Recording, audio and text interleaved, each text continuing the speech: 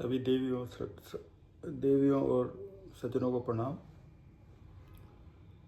वासुदेव सुतं देवं कंस चाणूरमर्दनं देवकी परमानंदम कृष्णं वंदे जगद्गुरु।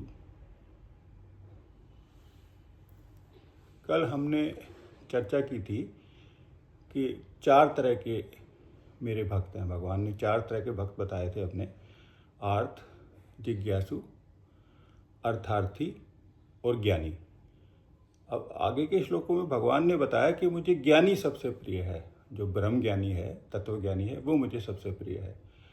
अब वो क्यों प्रिय है, ये भगवान ने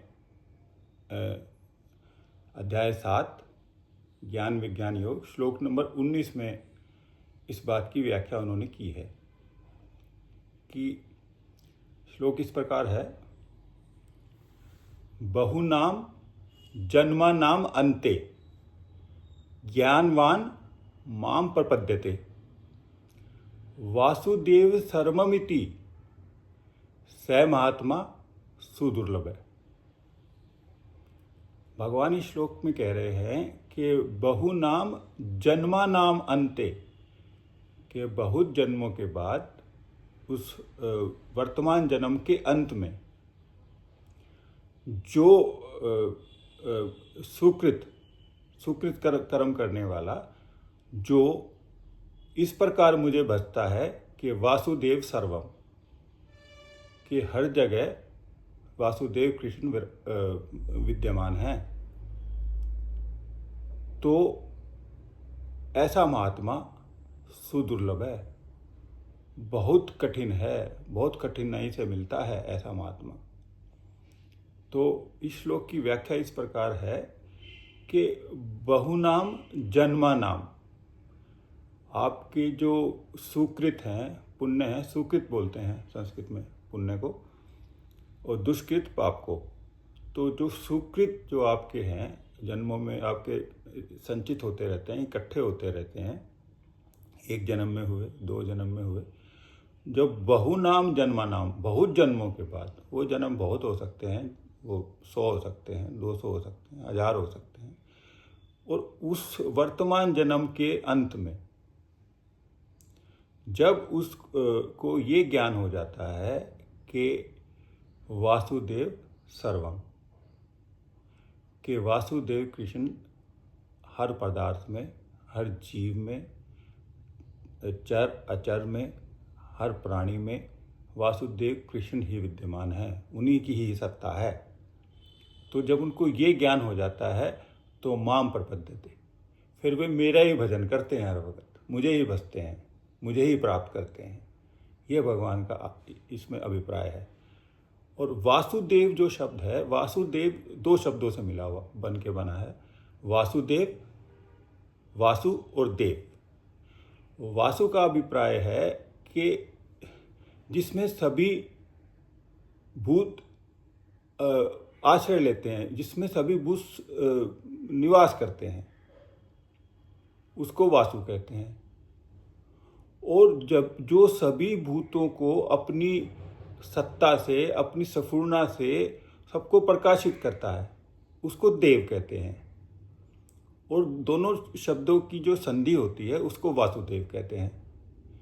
और विष्णु पुराण में वासुदेव शब्द को की व्याख्या इस तरह से की गई है कि सभी भूत समूह जिसमें निवास करते हैं, और वो स्वयं सभी भूतों में निवास करते हैं, और वो सारे जगत को धारण करने वाले हैं, और सारे जगत के विधाता हैं,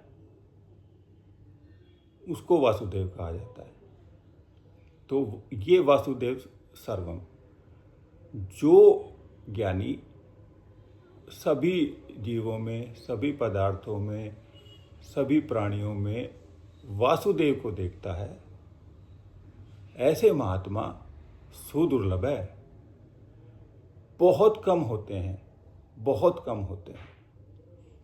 इसी विषय में जो ज्ञान विज्ञान योग का जो 3रा श्लोक है, वो भगवान ने इसी बात को आगे बढ़ाया है कि मनुष्याणाम सहस्त्रेषु कश्चित यतति सिद्धये यतताम अपि सिद्धानाम कश्चित् वेत्ति माम तत्वविद तत्वतः कि जो सहस्त्रों हजारों मनुष्यों में कोई एक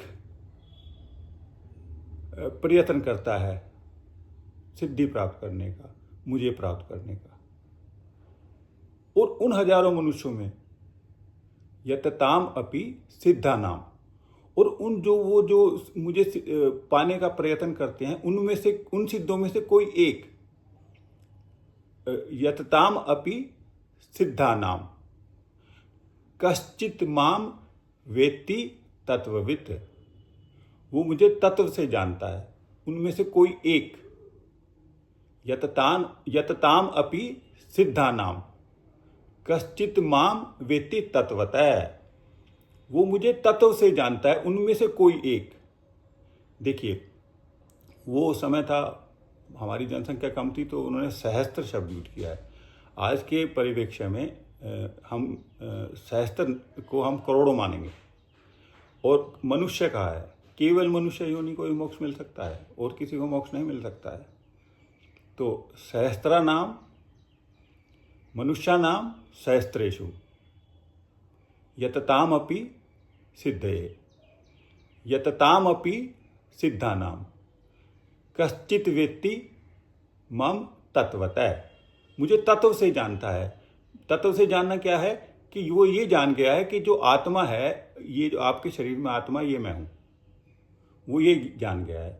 ये है वो तत्वदर्शी, ये है वो तत्वज्ञानी, ब्रह्मज्ञानी।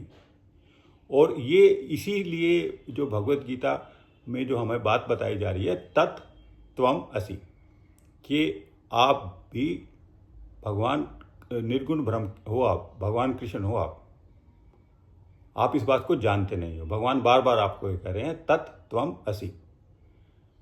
चलिए आज के लिए इतना ही।